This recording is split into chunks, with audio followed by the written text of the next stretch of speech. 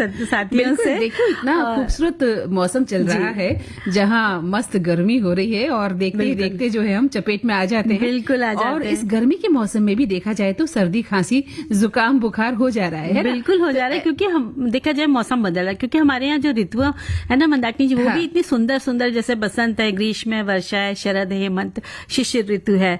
और अभी अभी हम लोगों ने अक्टूबर, नवंबर, दिसंबर की जो सर्दियों को देखा है, कितनी दफे शरीर में अस्वस्थता, बीमारी आई और गई। और देखते देखते अगली ऋतु का भी मौसम आ गया, यानी मार्च से जून है ग्रीष्म ऋतु का मौसम। बिल्कुल। अब सर्दियों से गर्मी की ओर परिवर्तन शुरू होने लगा है और इस परिवर्तन के समय ही हम जरा सा चुके नहीं कि बस बीमार पड़ जाते हैं, डॉक्टर के पास जाना, लाल पीली सफेद दवाएं खाना। और जैसा आपने कहा ना कि सर्दी खांसी जुकाम से नाक की हालत का बेहाल हो जाना, है ना, और बुखार, अरे ये भी तो कहाँ मानने वाला होता है ना मंदाकिनी जी। बेवक्त बेमौसम चला आता है और धावा बोल ही देता है, समझ लीजिए। बिल्कुल धावा बोल देता है। और देखा जाए तो ये जो मौसम है ना, ये किसी मेहमान से कम नहीं है मंजरी।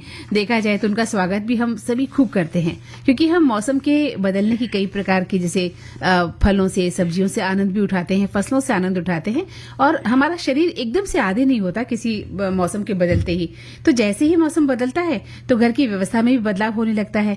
हम सर्दियों में जितनी रजाई में दुबके रहते हैं, बस गर्मी होते ही हम बाहर निकल आते हैं और फिर लेकर क्या खाते हैं, कभी आइसक्रीम, कभी ठंडा पानी, चिल्ड पानी पी रहे होते हैं, और कभी जो बर्फ का गोला खा रहे होते हैं, घूमने के प्लान बना रहे होते हैं। और थोड़ा सा हमने लापरवाही बरती नहीं और फिर क्या होता है, हम बीमार पड़ जाते हैं और हमारे गले, हमारे जो नाक, उनके सुर बिगड़ जाते हैं। और मौसम में बदलाव तो निश्चित ही है। तो हमें इनसे कुछ सीख ही लेना चाहिए कि हम ताजा पौष्टिक आहार का सेवन करें और अधिक मात्रा में पानी का सेवन करें। गर्मियों में तापमान बढ़ने से शरीर का पानी पसीने के जरिए कम होने लगता है, तो पानी ज्यादा, कम से कम करीब 3 लीटर तो पानी पीना ही चाहिए। और वैसे ही मौसमी फल, तरबूज, खरबूजा, ककड़ी, खीरा, अंगूर, संतरा, इन फलों को भी खाना चाहिए। और हरी पत्तेदार सब्जियां, और इसके साथ साथ लौकी, गिलकी जो आ जाती है बाजार में इन दिनों, तो उनको खाएं, जिनकी तासीर ठंडी होती है और ये प्राकृतिक रूप से होती है, तो इनको खाने से कोई परेशानी भी नहीं होती है। हाँ, बिल्कुल सही कहा आपने। और गर्मी के मौसम में खासतौर से पानी न पीने से शरीर में पानी की कमी तो होती ही है। CP Grams, centralized public grievance redressal and monitoring system. ये है हर भारतीय नागरिक की शिकायत पर त्वरित कार्यवाही की गारंटी का पोर्टल। CP Grams एक ऐसी विश्वसनीय प्रणाली जो प्रत्येक नागरिक को सशक्त बनाती है और सुशासन के हर स्तर पर अधिकारियों की जवाबदेही सुनिश्चित करती है। CP Grams, संवेदनशील, असरदार, जवाबदेह। आज ही लॉग इन करें CP Grams। बिल्कुल। और जो ये जो गर्मियों का मौसम, जैसे कहीं कहीं पर गर्म हवाएं चलने लग गई, लू का प्रकोप में बदल चुका है कहीं कहीं पे, तो वहां पे आप जैसे निकलते हैं तो वो समय भी आप देख लें कि हम किस समय निकले। अगर सुबह आप काम कर सकते हैं तो उस समय निकलिए, नहीं तो आप शाम को निकलिए। जो दोपहर का अवॉइड करें, दोपहर का टाइम। लेकिन अगर अब जॉब ऐसी है आपको निकलना, फिर तो देखिए निकलना ही पड़ेगा, सिर को ढक लें और फिर निकले। जी। और मंदाकिनी जी, जब हमें निकलना ही है इन दिनों, तो खाली पेट ना निकले, कुछ खा पी करके निकले, पानी पर्याप्त मात्रा में पी के निकले, घर साथ लेके निकले, भूखे प्यासे नहीं निकलना। भूखे प्यासे नहीं अभी निकलना है। कई सखियां व्रत भी रखती होंगी, तो दिन भर भूखा नहीं रहना है उनको, कि भाई व्रत रखा है तो वो सुबह से शाम कम से कम आप शिकंजी पीजिए, शक्कर नींबू वाला, वो फल फूल खाइए। हाँ, ये चीज लेके अपने साथ भी जा सकते हैं। और अगर बाहर निकल रहे हैं तो छाता लेके निकलिए, अपना अंगोछा जो बोलते हैं वो, या सर पे बांधने के लिए कोई कपड़ा दुपट्टा वो रखिए, आंखों में आप चश्मा भी धूप का रखिए।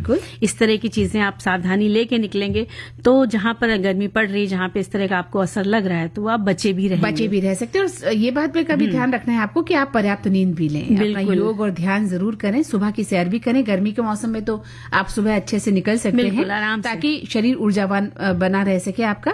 और इसके अलावा अगर आप शरीर को काम में नहीं लेती हैं तो फिर वो शरीर धीरे धीरे बैठने लगता है। जिस प्रकार से एक मशीन जब हम काम में नहीं लेते तो वो ठप हो जाती है, ठीक उसी प्रकार शरीर की भी एक मशीन है। तो हाथों और पैरों में गति का क्रम बना रहे, इसके लिए रक्त संचार प्रणाली को सुचारू रूप से चलाना है और श्वसन तंत्र भी अपना कार्य करता रहे सुचारू रूप से।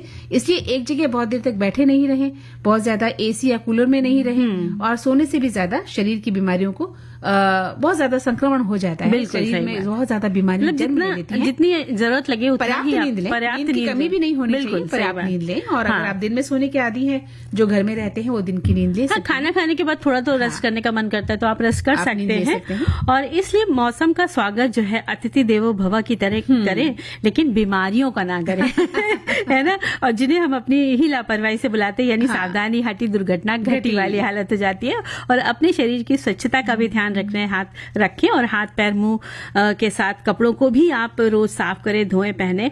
और किसी को खांसी सर्दी है तो थोड़ा सा आप दूरी बना लें और हल्दी वाला दूध खुद भी पिए, और जो भी है इससे घर में सभी को आप पिला सकते हैं। और ठंडी चीजों से परहेज करें, अचार चटनी का सेवन कम मात्रा में करें, और घर का ही हो सके तो शुद्ध पानी पिएं और अपने साथ भी ले जाएं। और आराम बड़ी चीज है, इस ओर भी सजग रहें, काम उतना ही करें जितना शरीर साथ दे। बच्चे हो या हम, आप या बुजुर्ग, उनके कपड़ों का चयन भी मौसम के अनुसार हो। और यदि कुछ खेलना पसंद है तो खेलें और शरीर को फुर्तीला बनाने का भी प्रयास करें। बिल्कुल, खेलने के लिए आप सुबह का समय या शाम का समय ढूंढ सकते हैं। अगर कुछ बच्चों के एग्जाम हो गए हैं तो सुबह उठा के उनको आप खेल खिला सकते हैं। बिल्कुल। और नहीं तो शाम को 6 बजे के बाद, लगभग 6 साढ़े 6 के बाद आप जाकर बच्चों के साथ खेल सकते हैं। हमारे एक श्रोता लिख रहे हैं मंजरी कि अभी मौसम से बदलाव जारी है, रात को ठंडक हो रही है, दिन में तेज धूप है। कल हमारे शहर में बादल हो रहे हैं, मैं खुद ही इस मौसम की चपेट में आ गई हूँ। ठंडे पानी से नहाना शुरू करा तो हल्की सर्दी से छींकें शुरू हो गई हैं और वापस से गर्म पानी का इस्तेमाल मैंने शुरू कर दिया है। और हमारे एक साथी और लिखते हैं कि बदलते मौसम के साथ जरा सी असावधानी हमें बीमार कर सकती है। मौसम कोई भी हो, जब वो बदलता है तो उसे पूरी तरह से बदलने में 20 से 25 दिन का समय लगता है। लेकिन मैंने बहुत से लोगों को देखा है कि वो मौसम के साथ अपनी दिनचर्या या खान पान नहीं बदलते, बल्कि मौसम बदलने से पहले वो अगले मौसम के अनुसार खुद को ढाल लेते हैं। जैसे अभी बीते हुए ठंड के मौसम में बहुत से लोग गर्म पानी से नहाते हैं और गुनगुना पानी पीते हैं, लेकिन जरा सा भी मौसम में तापमान बढ़ा नहीं कि अचानक से ठंडे पानी से नहाना और ठंडा पानी पीना शुरू कर देते हैं। यही सबसे ज्यादा नुकसानदायक होता है। और जबकि ठंड के मौसम को गर्मी के मौसम में बदलने की प्रक्रिया धीरे धीरे होती है, तो उसी गति से हम सभी को भी अपनी दिनचर्या भी बदलनी चाहिए। तो आपका शरीर पिछले मौसम से हटते हुए अगले मौसम के अनुरूप ढाल लेगा और ऐसे में सर्दी जुकाम जैसी वायरल बीमारियों से बचा जा सकता है। यही बात बहुत अच्छी बात कही और यही हम समझाना भी चाह रहे थे कि कैसे हम बदलें। बिल्कुल सही बात है कि आप एकदम से न सोचे, स्विच ऑन ऑफ की तरह नहीं होता शरीर, और मौसम भी नहीं होता है। धीरे धीरे शरीर को ढालना सीखें और थोड़ा सा वक्त ले। अगर आप गुनगुने पानी को पी रही हैं तो पीते रहिए, ऐसा मत सोचिए कि गर्मी आ गई अब तो फ्रिज का ठंडा पानी पीना ही पड़ेगा। पीजिएगा धीरे धीरे, समय आने पर पीना शुरू करें। और एक श्रोता लिखते हैं कि सुबह के वक्त ठंडी हवा, दिन में गर्मी और शाम होते होते फिर ठंड, गर्मी भी महसूस होती है और ठंड का एहसास अभी पूरी तरह खत्म नहीं हुआ है। यही वजह है कि इस बदलते मौसम में लोग जुकाम, बुखार, बदन दर्द, सिर दर्द, आंखों में जलन, पेट दर्द, फ्लू और एक्जिमा जैसी कई बीमारियों का शिकार हो रहे हैं। इस मौसम में अस्थमा के मरीजों की दिक्कतें बढ़ जाती हैं और बीमारियों को उन लोगों को ज्यादा खतरा भी बना रहता है। और लिखते हैं कि आज के विषय में सबसे अधिक महत्वपूर्ण विषय है बदलते मौसम में सावधानी बरतना। बदलाव कुदरत का नियम है, दिन रात बदलते हैं, हालात बदलते हैं और साथ मौसम के फूल और पार्ट बदलते हैं। इस सृष्टि पर बसे हुए हर जीव के लिए भोजन के उपरांत ठंड, गर्मी और पानी की जरूरत रहती है। ऋतुओं के अनुसार शरीर को ढालना जरूरी है। एक ऋतु से दूसरी ऋतु के बदलाव के बीच का जो समय है उसमें संक्रमण फैलने की ज्यादा संभावना होती है। अब ठंड ऋतु समाप्त की ओर है, गर्मी की शुरुआत भी हो गई है। सुबह शाम ठंडा वातावरण और दिन भर की कड़ी धूप पड़ रही है जो हमारे शरीर का संतुलन बिगाड़ सकती है। जिनकी रोग प्रतिकार शक्ति कम है उसे सर्दी, कफ, खांसी, बुखार और निमोनिया जैसी समस्याओं का सामना करना पड़ सकता है। तब खान पान में ख्याल रखना जरूरी है।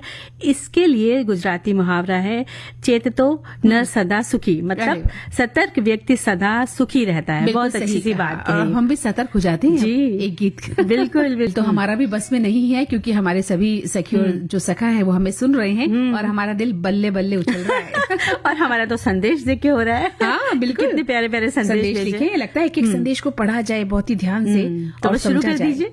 शुरू कर देते हैं। एक श्रोता लिखते हैं कि बदलता मौसम और सावधानियां। भाई, एक मौसम जब बदलकर अपने दूसरे मौसम को पकड़ता है तो उस काल को ऋतु संधि कहा जाता है। इस संधि ऋतु के दौरान सावधानियां ऋतु के स्वरूप पर निर्भर होती है। जैसे अब सर्दी चाह रही है, गर्मी आ रही है, ऐसे में लोगों द्वारा फ्रिज का प्रयोग किया जाता है जो इतनी जल्दी उचित नहीं है। ऋतु में बीमारियों की बहुत जल्दी पकड़ में आती है। ऐसे में 6 ऋतुओं के बीच अंतिम और शुरुआती माह के 15 दिन को ऋतु संधि कहा जाता है और इन संधियों के दिन चर्या और रात्रि चर्या का ज्ञान हर एक को होना जरूरी है, जो स्वस्थ व्रत का मूल है। बिल्कुल सही बात लिखी है। और एक लिखते हैं कि मौसम का बदलाव और बच्चों की परीक्षाएं दोनों एक साथ आती है, इसलिए माता पिता को बच्चे की देखभाल और जीवन शैली का विशेष ध्यान रखना चाहिए ताकि बच्चे बीमार ना पड़े और परीक्षाओं में बेहतर प्रदर्शन कर सके। बच्चों के सही आहार, नींद, व्यायाम और खेल कूद पर भी ध्यान देना चाहिए। बहुत पते की बात लिखी इन्होंने। और आगे लिखते हैं दूसरे संदेश में कि चिकित्सकों की माने तो मौसम में बदलाव अपने साथ बहुत सारी बीमारियां साथ में लेकर आता है और आप इन तरीकों से बदलते मौसम में अपना ख्याल रख सकते हैं। खान पान पर ध्यान दें, पौष्टिक आहार लेना चाहिए और इससे प्रतिरोधक क्षमता बढ़ती है। पर्याप्त पानी पीना चाहिए, मौसमी फलों एवं सब्जियों को खाना चाहिए। विटामिन सी वाले फल जैसे संतरा, नींबू का ज्यादा सेवन करें। और अगले संदेश में एक लिखते साथी हमारे कि बदलते मौसम में बीमारियों से बचने के लिए खान पान, कपड़े और शारीरिक गतिविधि का ध्यान रखना जरूरी है। साथ ही हाथों को साफ रखना भी जरूरी है। बिल्कुल, देखिए हाथों की सफाई तो हर पल जरूरी है। कोई भी मौसम आता है, हर पल आपको ध्यान रखना है कि आपने हाथों को कहाँ कहाँ रखा। इसलिए हाथों की सफाई बहुत जरूरी है। अपने बच्चों को भी ये सफाई जो है सिखाएं, है ना, छोटे बच्चों को भी सिखाना जरूरी है।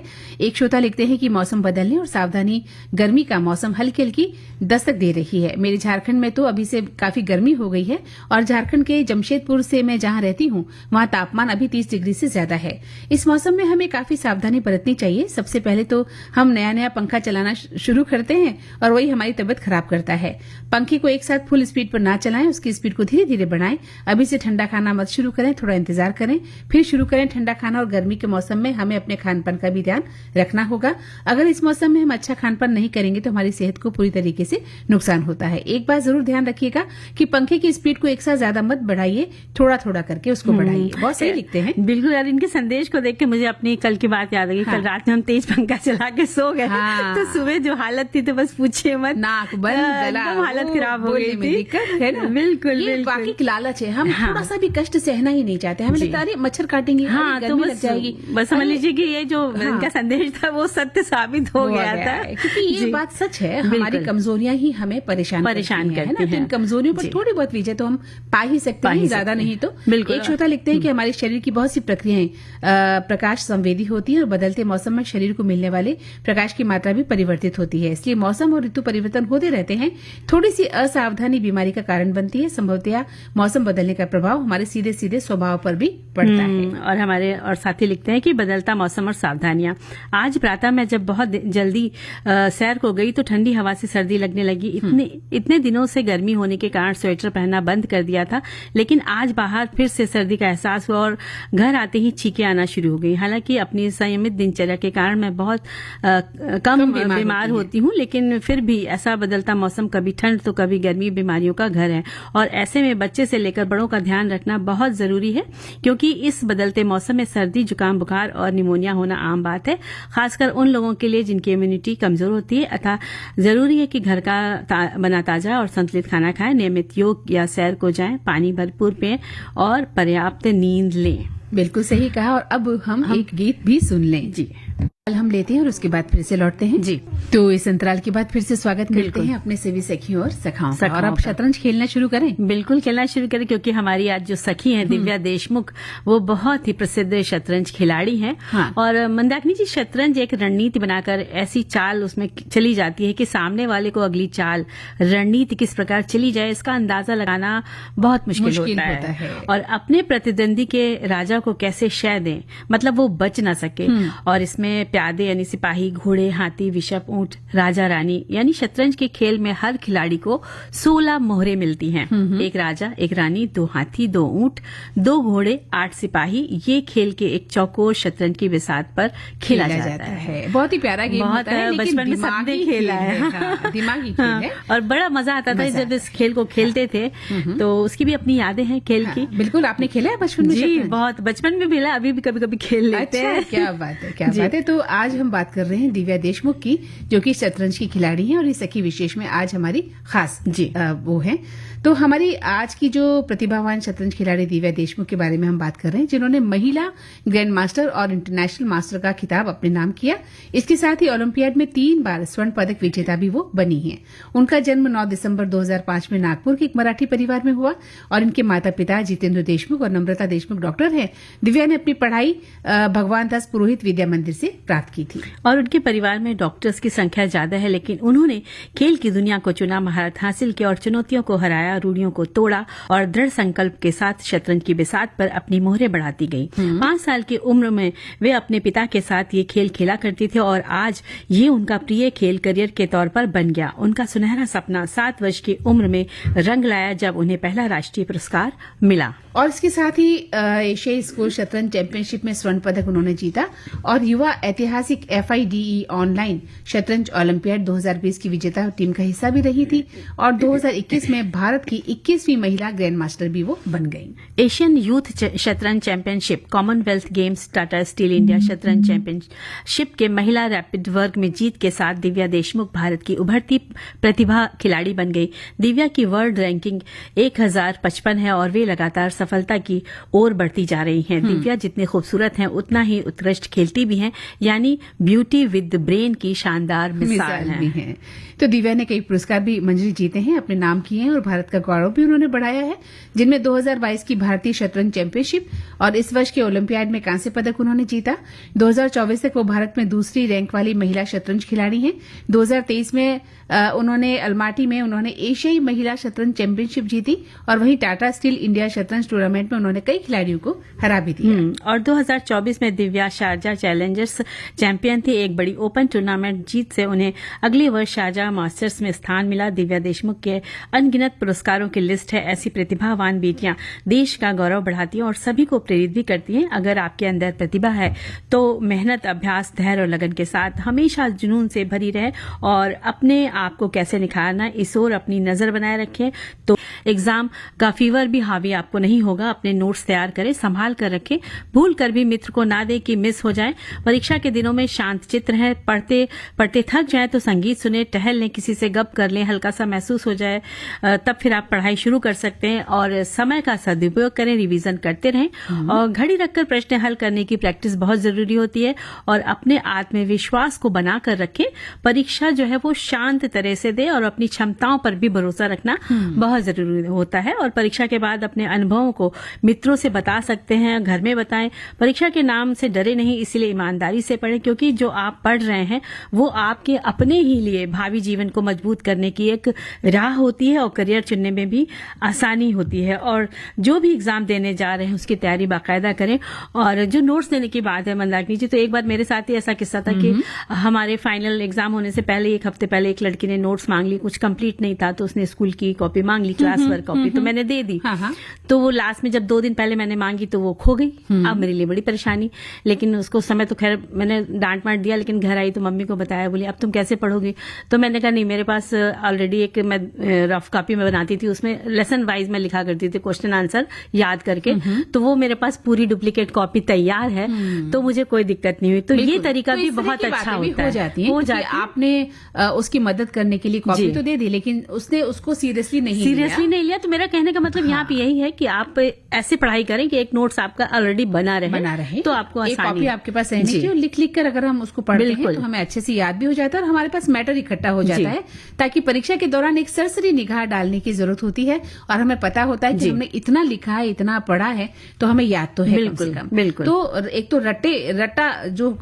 रट्टा मारने की जो आदत है उससे बचे, समझें चीजों को, बिल्कुल सही बात है कि मैं क्या सवाल पढ़ रहा हूँ या पढ़ रही हूँ और उसका हल क्या होगा। बिल्कुल समझ के पढ़ेंगे तो हमेशा आप भूलेंगे नहीं। बार बार लिखने का अभ्यास करें और किसी चीज को, जैसा कि आपने कहा, तनाव में नहीं लें, बहुत ज्यादा तनाव नहीं पाले। अगर आपको कोई प्रश्न याद नहीं हो रहा है, एक बार उसको छोड़ दें, किसी और दूसरे प्रश्न को याद कर लें। जब पेपर भी आपके सामने आए तो पहले उन्हीं प्रश्नों को हल करें जो आपको अच्छे से आते हैं। तनाव में किसी भी प्रकार की जो तैयारी होती है वो बिगड़ जाती है। ठीक है, तो अब क्या करना है, गीत सुन लेते लिखा है, पढ़ के बताइए। बिल्कुल, लिखते हैं कि परीक्षाओं के दिन छात्र के साथ साथ माता पिता, पूरा परिवार और पड़ोसियों को भी परीक्षा लेने वाले हो जाते हैं दिन। और स्वच्छ प्रसन्न वातावरण, शांति और पढ़ाई में उत्तेजना देने वाली कृति हमें अपनानी चाहिए, है ना। और साथ ही साथ खाने पीने की चीजें भी संतुलित रखनी चाहिए, यानी कि हमेशा अच्छे मन से पढ़ें, शांत रहें और खान पान पर भी ध्यान दें। बिल्कुल।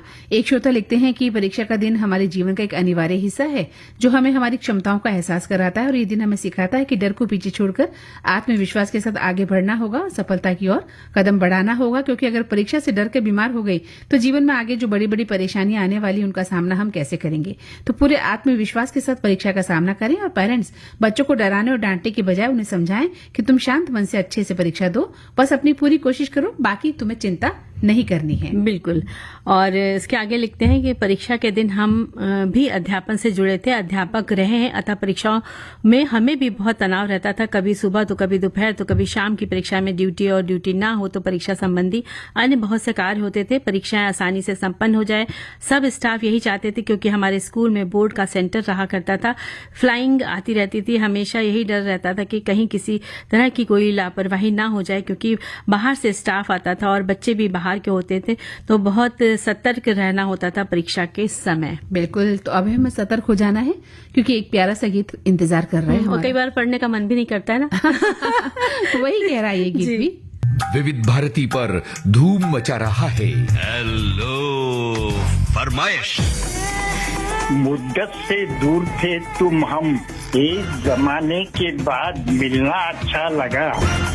जब से ये प्रोग्राम बंद हुए थे ना, सब लोग चर्चाएं करते थे कि विविध भारती से कब प्रोग्राम चालू होंगे। हम लोगों को अब सफलता मिली है तो हमें बहुत खुशी है सर। श्रोताओं की पहली पसंद, पहला प्यार होता है ना, फोन इन प्रोग्राम होता है कि अपनी आवाज करोड़ों लोगों तक पहुंचे, और एक ऐसा रेडियो स्टेशन विविध भारती है कि आवाज श्रोताओं के कानों में गूंजती है। आपको बता दें, हेलो फरमाइश कार्यक्रम के लिए आप भी कर सकते हैं फोन कॉल। रिकॉर्डिंग बुधवार को दिन में 11 बजे से लेकर 1 बजे के बीच। हेलो फरमाइश कार्यक्रम का प्रसारण मंगलवार और गुरुवार को शाम 4 बजे, पुनः प्रसारण बुधवार और शुक्रवार को दिन में 10 बजे विविध भारती पर। हेलो फरमाइश। मंजरी जी, हमारी श्रोता लिख रहे हैं कि वे नाश्ते में क्या बनाएं, अगर इस बात की हमें चिंता करने की जरूरत नहीं है, क्योंकि हमारी प्यारी मंजरी वर्मा तो है, तो चिंता किस बात की, क्योंकि मंजरी जी ही बताएंगी, क्योंकि हमेशा वही नई नई डिश बनाकर पोस्ट करती हैं और हमें खाने के लिए लुभाती हैं। देखिए पकड़ी गई ना। बिल्कुल, वहाँ तो सब दुनिया भर के नाश्ते बनाती हैं, है ना। जी बिल्कुल। हाँ। ये तो इसमें कोई मतलब दो राय नहीं है, शक नहीं है। लेकिन आज हम सोच रहे हैं कि हम अपनी सखियों के द्वारा जो बताए हुए नाश्ते हैं उनकी बात कर लेते हैं। उन्होंने क्या लिखा है। एक लिखती है हमारी सखी की बिहार का फेमस नाश्ता है जो सर्दियों में बहुधा घर में शाम को जरूर खाया जाता है। चूड़ा पोहे को भूनकर या तल ले, उसके साथ ही हरी मटर या हरे चने की भूनकर मसालेदार घुघनी बनाकर चूड़े के साथ खाते हैं। कुछ लोग उसमें भुनी मूंगफली मिलाकर नमकीन मिलाकर भी खाते हैं। बहुत अच्छी लगती है, बहुत ऐसी बनी होती है। बिल्कुल चाय के साथ तो शाम के वक्त मुझे तो मन कर रहा है इनके हाथ का ही खा ले। बिल्कुल, मुझे तो यही लग रहा है। तो एक लिखती है कि चिया सीड स्पेशल भी बनाया जाता है। इसमें चिया सीड्स का एक कटोरा ले, आपको बस कुछ सामग्री की जरूरत है। दूध, नट्स और फल। एक कटोरे में दूध डालें, चिया सीड्स भिगोएं, उसके ऊपर नट्स डालें और कटे हुए फल डाल दें।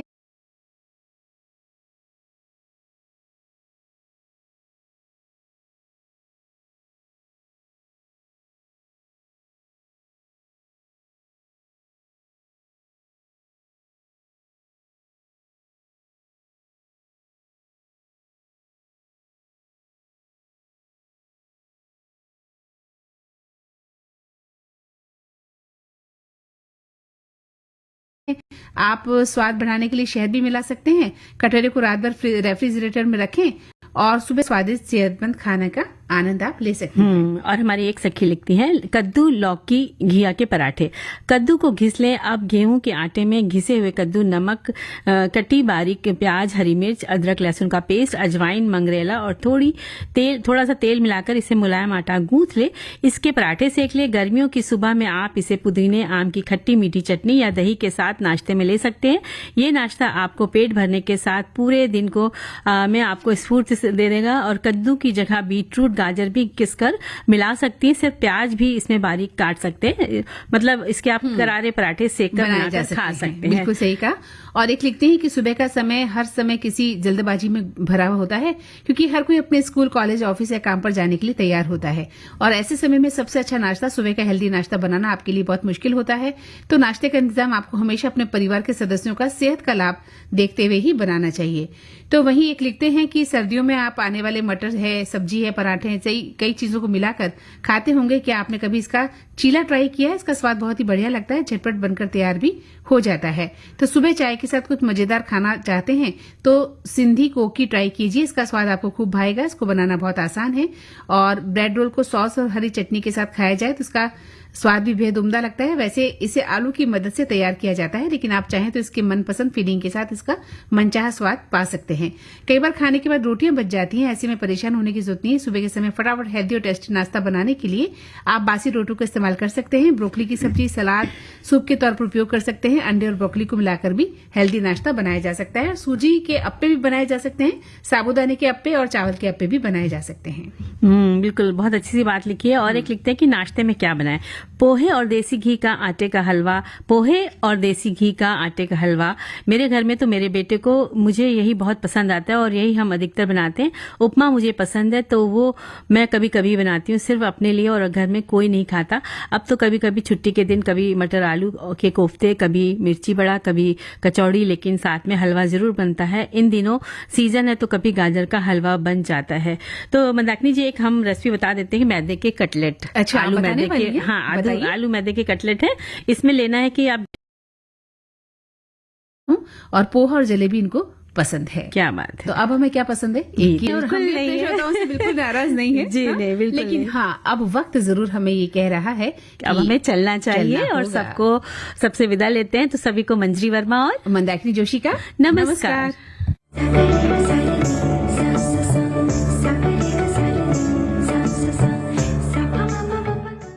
इस कार्यक्रम की प्रस्तुतकर्ता हैं अनुश्री पाठक।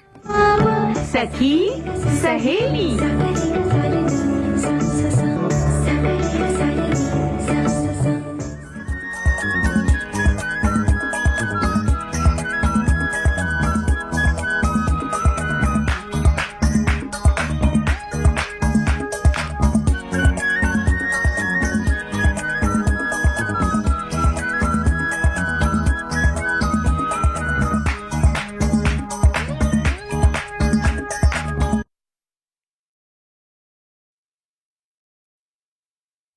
FM 106.4 मेगाहर्ट्ज पर ये विविध भारती का दिल्ली केंद्र है।